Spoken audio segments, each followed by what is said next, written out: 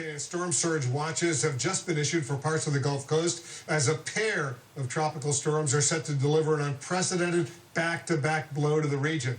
Our meteorologist, Tom Satar, is tracking both storms for us. First of all, Tom, what's the latest forecast? Where will we see the worst of this?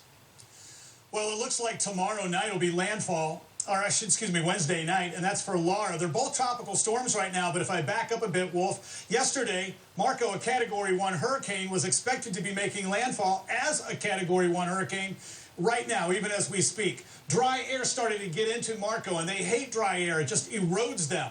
And it didn't even make it to a Category 1 status overnight. I mean, after midnight, it was a tropical storm. Lessens all of the impacts. Laura, however, when it moves to where Marco is, those winds will not be found. So shear is not in the game. Just the opposite. It's going to really feed on these warm waters. The point now for Marco in the tropical storm mouth of the Mississippi, that shear has blown all of the rainfall into areas of Florida and into Alabama.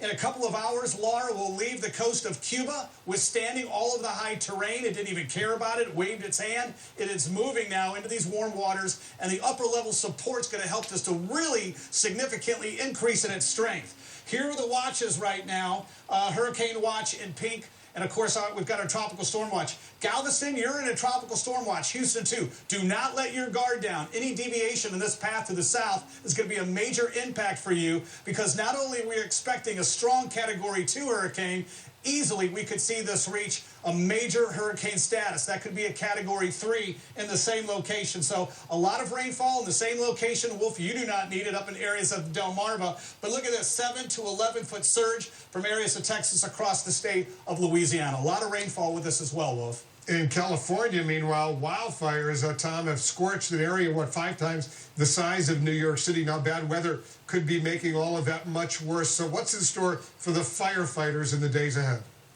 I wish I had good news. I mean, take a look at this. We've got 1.5 million acres have been scorched. That's more than we see in a typical year.